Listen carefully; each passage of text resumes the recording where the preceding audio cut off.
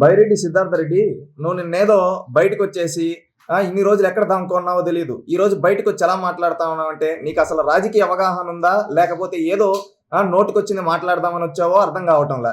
ఇక్కడ దీపం పథకం గురించి అడిగితే ఆడుదాం ఆంధ్రాలో 400 కోట్లు అని చెప్పి అంటా ఉన్నారంట. ఎవడన్నాడయ్యా? దీపం పథకం ఎప్పుడు దీపావళి రోజు మొదలైంది. ఇప్పుడు వరకు రాష్ట్రం మొత్తం మీద దాదాపుగా 93 లక్షల మందికి ఉచిత సిలిండర్, గ్యాస్ సిలిండర్ అందింది. ఈ రోజు ప్రజలందరూ ఆనందంగా ఉంటే నువ్వేమంటే ఇప్పుడే నిద్రలేసి వచ్చి దీపం పథకం ఉచిత సిలిండర్లు అన్నారు, ఏడా అంటే ఆడుదాం ఆంధ్రాలో 400 కోట్లు స్కామ్ అంటా ఉన్నారంట. నవ్వుతున్నారు. నువ్వు ఇక్కడ అంటా ఉంటే ఈ విధంగా మాట్లాడుతా ఉంటే ఏమనుకుంటున్నారు తెలుసా? గుమ్మడికాయల దొంగలు ఎవర్రా అంటే భుజాలు దడుకున్నట్టున్నాడు రా ఈ బైరెడ్డి సిద్ధార్థ రెడ్డి. ఆడుదాం ఆంధ్రాలో స్కామ్ గురించి దీపం పథకంకి లింకు పెడతా ఉన్నాడు.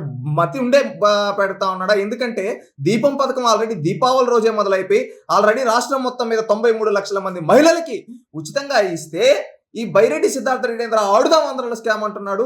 ఇప్పుడే గవర్నమెంట్ కూడా ఏసీబీ ఎంక్వైరీ చేసింది ఆడుదాం ఆంధ్ర పైన. వీడికి గుండెలు అదురుతున్నట్టున్నాయరా? ఎందుకంటే ఇన్ని రోజులు ఎక్కడ దాంకో ఉన్నాడు తెలియదు. ఏసీబీ విచారణ అంటేనే ఇప్పుడు బయటకు వచ్చేసి ప్రతి పథకానికి ఈ విధంగా లింకు పెడతా ఉన్నాడు. ఏంది? ఆల్రెడీ మొదలైపోయిన పథకాలు కూడా ఇంకా మొదలవలేదని చెప్తా ఉన్నాడు. ఇతనికి బుర్ర ఉందా అని ఆంధ్రప్రదేశ్ రాష్ట్ర ప్రజలు నిన్ను అడుగుతూ ఉన్నారు.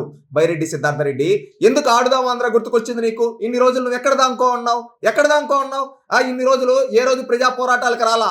ఈ రోజు ఏసీబీ ఎంక్వైరీ అసెంబ్లీలో అనౌన్స్ చేసిన వెంటనే నువ్వు ఎక్కడి నుంచి దాంకొని వచ్చావో తెలియదు. ఈ రోజు వచ్చేసి నేను ఈ విధంగా ఎలివేషన్ డైలాగులు మాట్లాడుతూ ఉన్నావు. గుర్తుపెట్టుకో, నువ్వు చేసిన ప్రతి తప్పుకి ప్రజా ప్రభుత్వంలో నువ్వు శిక్ష అనుభవిస్తావు.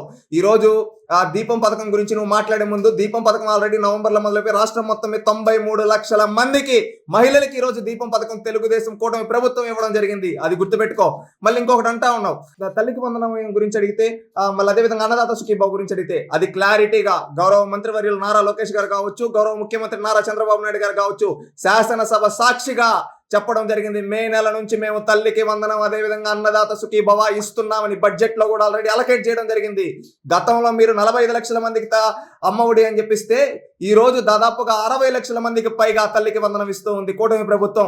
గతంలో మీరు 40 లక్షల మందికి రైతు భరోసా ఇస్తే ఈ రోజు 50 లక్షల మందికి అన్నదాత సుఖీభవ ఇస్తా ఉంది కూటమి ప్రభుత్వం. తెలుసుకోవయ్యా బైరెడ్డి సిద్ధార్థ రెడ్డి. ఈ రోజు నీ పైన ఏసీబీ ఎంక్వైరీ ఆడుదాం ఆంధ్ర పైన విచారణ పడగానే ఈ రోజు నువ్వు ఎక్కడ దాంకో ఉన్నావు తెలియదు. ఈ రోజు పరిగెత్తుకుంటూ వచ్చావు. ఇక్కడైనా ఒక రాజకీయ నాయకుల్లా ప్రవర్తించు, వీధి రౌడీలా కాదు.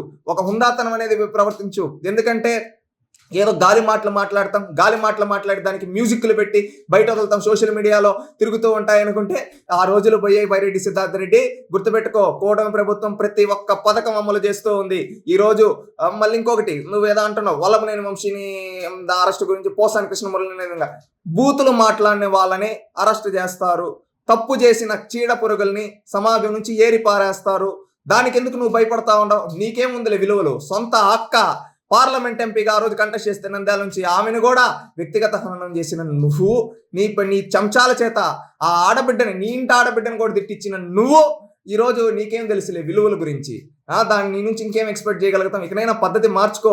ఈరోజు మీ అక్క పార్లమెంట్లో ఎంపీగా మాట్లాడుతూ ఉంది రాష్ట్ర సమస్యల గురించి, రాష్ట్రం గురించి. ఒక ఇంతే స్ఫూర్తిగా తీసుకొని ఆ విధంగా ప్రజల గురించి ఆలోచించు. అంతేగాని వ్యక్తిగత స్వార్థాల కోసం ఏదో చేస్తా ఉంటే ప్రజలెవ్వరూ చూస్తూ ఉండరు. గుర్తుపెట్టుకో, ఆల్రెడీ మీ పార్టీ కర్నూలు జిల్లాలో ఎన్ని సీట్లు ఇచ్చారో గుర్తుంది కదా. ఉమ్మడి కర్నూలు జిల్లాలో ఇకనైనా పద్ధతి మార్చుకుంటే ఒక గౌరవం ఉంటుంది, ఒక హుందాతనం ఉంటుంది.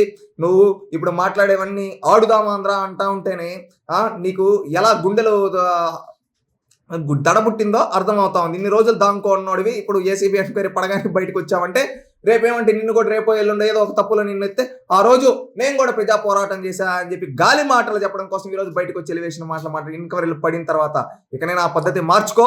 ఒక హుందాతనమైన రాజకీయ నాయకుడిగా మెలుగు.